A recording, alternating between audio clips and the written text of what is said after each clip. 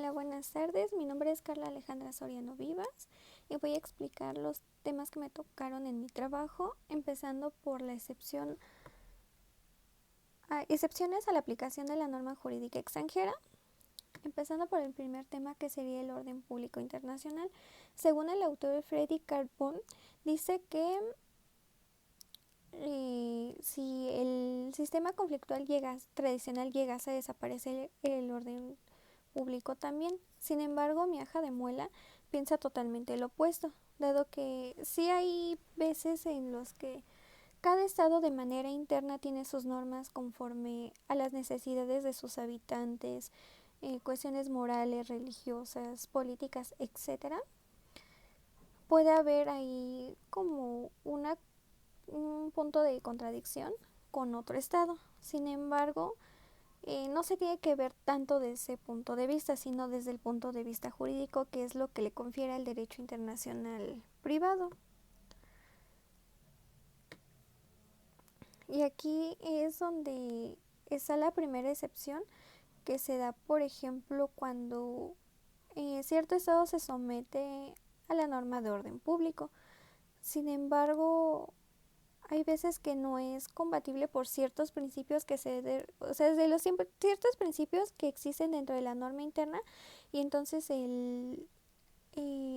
la norma extranjera no los cumple, y ahí es cuando no es posible aplicar. El segundo, que sería la excepción de fraude a la ley, que entendamos que el fraude a la ley es una acción completamente voluntaria y que se hace de manera consciente para evitar como cierta norma y obtener otra para obtener un beneficio. Y entonces aquí, cuando ya implica que ya no se puede aplicar la norma jurídica extranjera,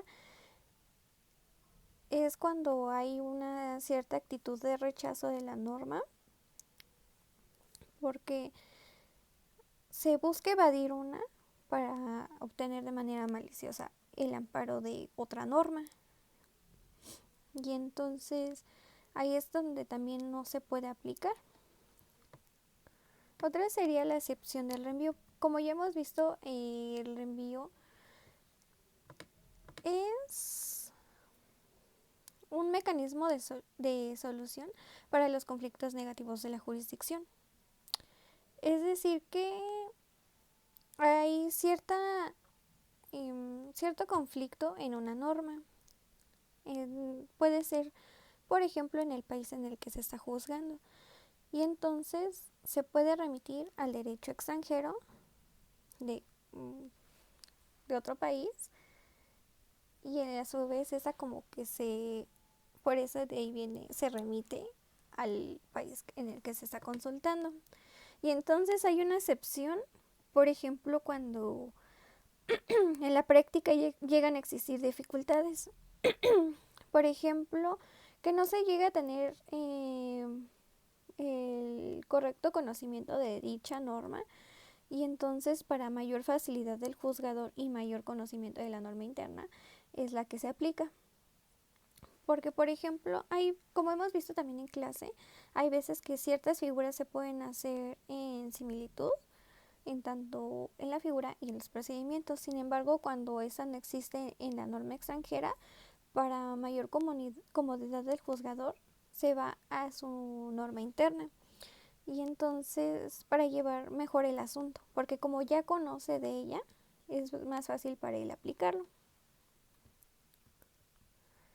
La otra es la excepción de interés nacional, que aquí, si bien no lo logré comprender del todo, hay un ejemplo que siento que es más digerible para esta situación. Por ejemplo, se debe de, como lo dice, es en interés nacional, se debe cumplir lo que más convenga en el estado que se está llevando el asunto. Y el ejemplo sería que está un ciudadano mexicano que aún no cumple la mayoría de edad aquí en México. Sin embargo, él quiere celebrar contratos con franceses, y en Francia él ya cumple con la edad requerida para celebrar contratos.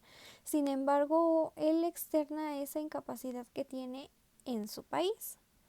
Y entonces ahí los tribunales franceses le conceden cierta capacidad para ciertos contratos y cuándo se debe de abstener de hacerlos, siempre y cuando estos se lleven de la como teniendo buena fe.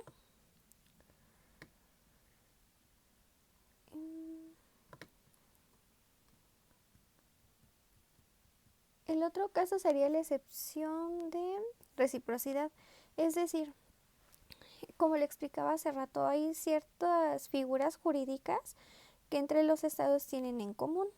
Sin embargo, cuando en los países no existe esa similitud y no hay reciprocidad entre los estados, esto se sale completamente de la procedencia de la norma extranjera y entonces es imposible aplicarlo. Y el siguiente sería la excepción de la inexistencia de la institución del país de recepción. Esta sí es más aplicable como con lo que acabo de explicar, porque por ejemplo si se requiere una cierta institución como lo sería dentro de nuestra norma interna, por ejemplo el divorcio se me ocurre, y en otro país no existe, entonces es imposible aplicar la norma extranjera. ¿Por qué? Porque entonces no se estaría cumpliendo con esa o sea, como que ahí la norma extranjera ya no podría entrar tanto y se tendría que solucionar con lo interno. Pero si no se tiene, bueno, aquí es imposible de aplicarla porque como se tiene un completo desconocimiento y no se sabría llevar, por ejemplo, conforme un procedimiento o qué requisitos debe de cumplir. Y ya por último está la excepción de la inexistencia de un punto de conexión. Por ejemplo, se da cuando ya se designa un estado competente para resolver, por ejemplo, cierta controversia en cierto caso que surge. Sin embargo, hay veces que esta no puede ir acorde con algunas de las partes y es casi imposible de aplicar cuando no se cumple con lo previsto. Y más que nada por el punto de conexión es que no se puede aplicar. Porque, por ejemplo, no siempre la norma extranjera es ley. O sea, hay veces que se aplican normas de una jerarquía distinta como lo podría ser una jurisprudencia o alguna regla y entonces no se respeta como que un orden, como por ejemplo en México que está primero la Constitución y luego otras normas y ahí es donde puede existir por ejemplo, una constitucionalidad o una inconstitucionalidad por parte del derecho, bueno, la norma que se le considera como extranjera y entonces ahí es donde se rompe todo ese esquema. Y ahora les voy a explicar los problemas prácticos en la aplicación del derecho extranjero.